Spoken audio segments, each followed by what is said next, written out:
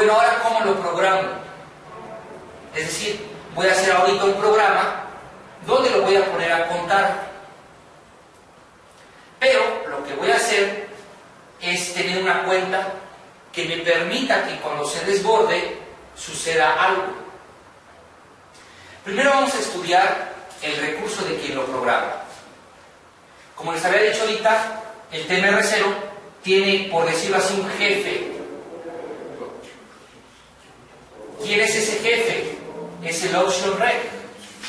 Y fíjense que el option reg es un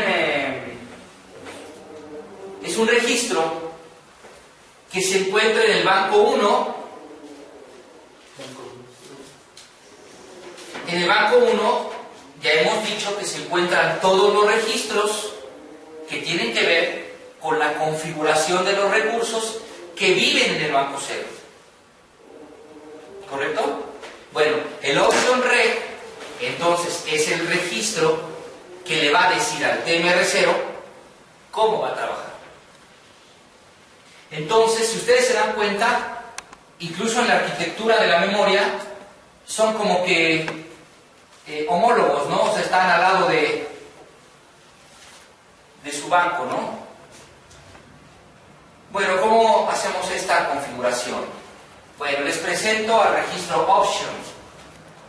El registro option es el registro que se va a encargar de configurar la forma en la que este TMR0 trabaja.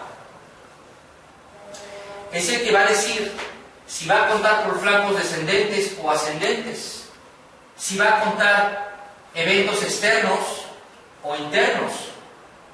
Además, si hay una predivisión o no hay una predivisión. ¿Correcto? Y prácticamente hay otros dos recursos que viven que se pueden configurar en el registro option reg, pero que no forman parte del TMR0. Por alguna razón Microchip metió esos dos bits ahí, pero eso lo vamos a ver más adelante. Bueno, voy a explicar cómo está el registro option y para qué sirve cada uno de ellos. Bueno, quiero ser muy insistente en esto. El registro option, al vivir en la memoria RAM, es un registro de 8 bits. ¿Correcto? Los bits que tiene el registro option son PS0, PS1 y PS2, que corresponden al prescaler, ahorita lo vamos a ver. Vamos a ver que tengo el bit TSA, TOSE, TOPS, INDEX y el RBPU. Cada uno de esos bits va a representar la configuración de una de estas propiedades. Otra cosa que también quiero que vean es que en la parte superior tenemos unas letras marcadas con RW. ¿Sí lo ven? Esas letras marcadas con RW, ¿qué significan? ¿Se puede leer y escribir? Ok, de entrada quiere decir que cada uno de estos bits puede ser leído o puede ser escrito.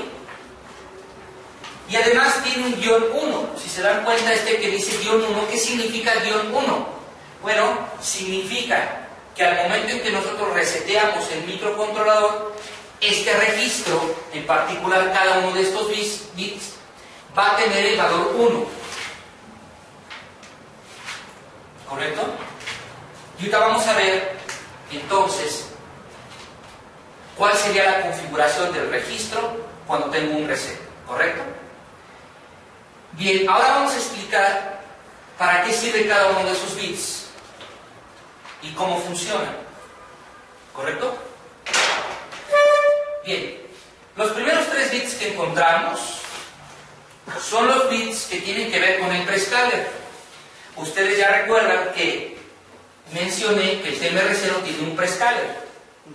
Ese prescaler me sirve para poder hacer predivisiones de los pulsos de entrada para poder generar cuentas más grandes. Pero sigo siendo insistente en esto.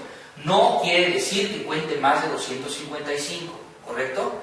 El registro nunca va a contar más de 255, pero tiene un factor de multiplicación. ¿Correcto?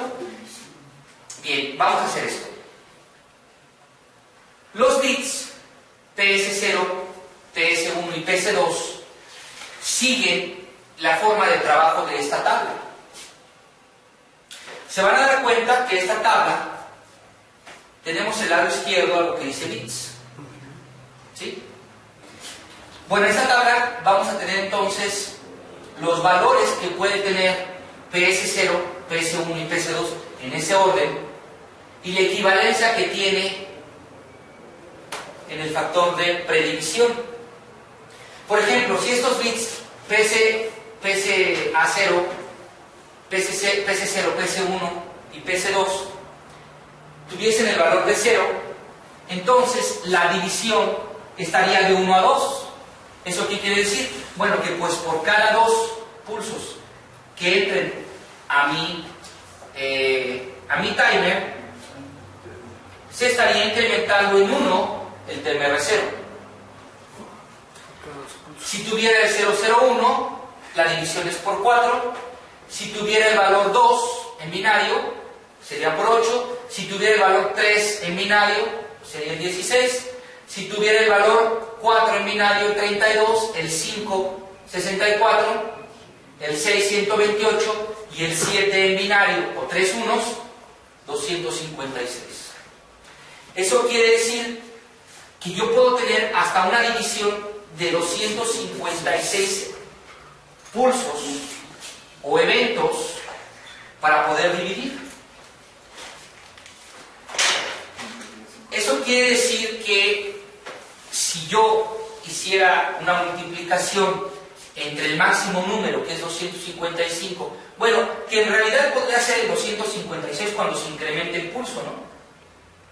Si yo hiciera este producto de 256 por 256, pues ya podría contar más de 65,000 eventos.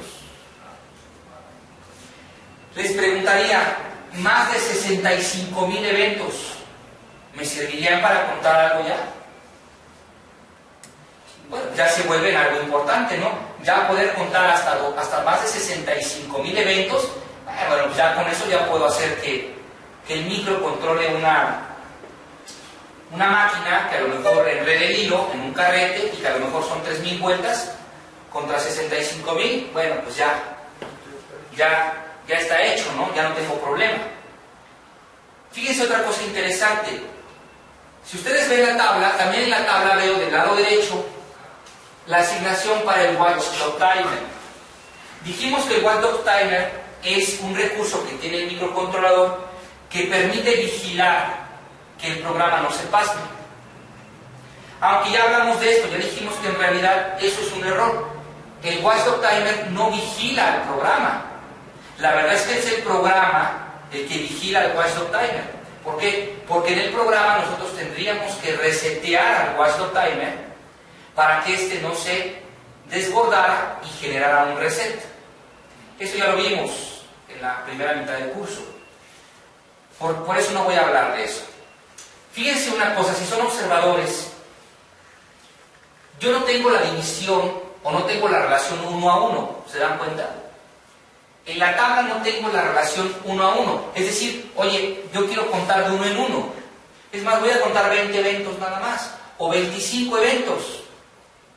Si tú me dices que la mínima división es de 1 a 2, ¿cómo voy a contar 25 eventos si además el 25 pues no es un número que sea divisible entre 2, por lo menos no de manera exacta? Entonces, ¿qué hago si necesito la cuenta de 1 a 1? Bueno, cuando tengamos esa necesidad, lo que nosotros tenemos que hacer es no utilizar predivisor y asignarle el prescaler al Watchdog Timer. Pues vamos a ver cómo lo hacemos. Cuando nosotros asignamos el recurso del prescaler al Watchdog Timer, pues entonces el prescaler estaría ocupado aparentemente en el Watchdog y entonces el TMR0 quedaría sin efecto de usar el prescaler. Todo esto que les estoy platicando ahorita lo vamos a hacer ahorita en un programa y lo vamos a verificar, ¿correcto? Bueno, entonces los primeros 3 bits correspondieron al prescaler. Y en relación a esa tabla, si no quiero utilizar prescaler, entonces el prescaler se lo asigno al recurso llamado watch.timer y entonces queda sin efecto para el timer TMR0. ¿Correcto? Bueno, esos fueron los primeros 3 bits denominados PS0, PS1 y PS2. Después viene un tercer bit, que es el bit llamado PSA. El bit llamado PSA es el bit de asignación del recurso. Es decir, el bit PSA es el bit con el cual vamos a poder asignarle el recurso del prescaler, ya sea al timer, o al TMR0, o a quién? O al watch.timer. Para configurarlo. ¿De qué manera? Bueno, si yo tengo en PSA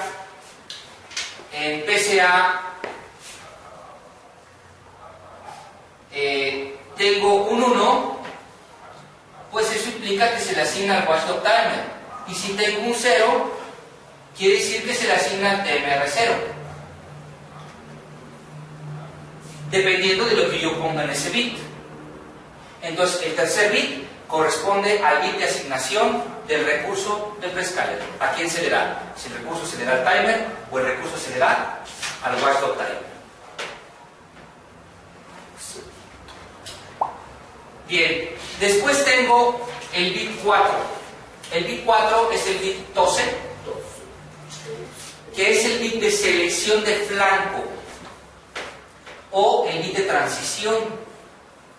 ¿Qué quiere decir eso? Bueno, recuerda lo que les comenté aquí, ¿no? Yo puedo hacer que este timer cuente en flancos descendentes o en flancos ascendentes. Bueno, es justo con este bit con el cual yo le voy a decir al timer con qué tipo de flanco va a contar, si es con flanco descendente o ascendente. Este bit 4, llamado TOSE, es el que lo va a configurar. Voy poniendo aquí un poquito de notas para que ahorita hagamos un ejemplo. Si tengo un 1, implica que va a ser ¿qué? Un flanco descendente. Y si tengo un 0, implica que es ascendente. Por ejemplo, en esta configuración, ¿qué valor le pondrían a este bit? Si tuviera esta configuración de este botón, tendría que tener un 1, porque el 1 significa que es de bajada. Pero más adelante vamos a ver que hay una seguridad. Generalmente casi todas las máquinas, cuando tú presionas un botón, no trabajan luego. Trabajan cuando lo sueltas, por seguridad. Hay botones en el software que tú oprimes, pero no se activa ¿hasta cuándo? Hasta que lo sueltas. Entonces, siguiendo esa lógica, en realidad debería de activarse ¿cuándo? Cuando se suelta. Ese es un detalle muy fino. Yo llego y presiono la máquina para que encienda, pero ¿qué crees? Que no, se te olvidó, no la puedes prender. Bueno, una opción es que pues, te quedes ahí, ¿no? Pero bueno, te puedes quedar ahí y esperar a soltar el botón para que arranque la máquina. Generalmente por seguridad siempre funciona así. Entonces, idealmente, tú llegas, oprimes y puedes soltar y se habilita la función. Eso depende ya también del programador, de hábitos de programación. Pero bueno, puede ser por descendente o ascendente. Nosotros, yo aquí a lo largo del curso, vamos a manejar la lógica de que trabaje cuando suelto el botón. ¿Correcto? Por tanto, tendría que ser un valor ascendente. ¿Correcto? Bien. Otro bit que tenemos es el bit de selección del reloj. Bueno, más que del reloj, es de selección de la fuente. Yo ya dije también al principio que este TMR0 puede colgarse de valores que vengan del exterior o vengan del interior. Bueno, ¿quién lo decide? Bueno, pues lo va a decidir el bit 5, que es el bit TOX. De tal manera que el bit TOX funciona de la siguiente forma. Si tengo un 1, representa que vienen de pulsos externos. Es decir, que estaría trabajando como un contador. Y si este es un 0, estaría trabajando con la cuarta parte de la frecuencia de oscilación. ¿De qué oscilación? De la del cristal. Si tu microcontrolador está trabajando con un cristal de 4 megas, bueno, pues esta frecuencia es la cuarta parte de ese cristal. Entonces, aquí estaría trabajando como un timer o como un temporizador. Bien. Y fíjense que los siguientes 2 bits que vamos a verificar, pues bueno, por alguna razón no tiene nada que ver con el TMR0. Microchip, bueno, pues los puso ahí y tienen funciones muy particulares. El bit 6 es un bit que habilita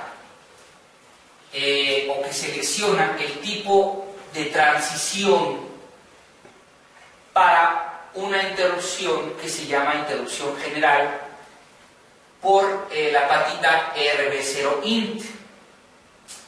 ¿Y eso para qué? Bueno, no lo voy a explicar ahorita, lo voy a referenciar rápidamente, pero el microcontrolador tiene una patita que se llama RB0int. RB0, pues que es la patita 0 del puerto B, e int de interrupción.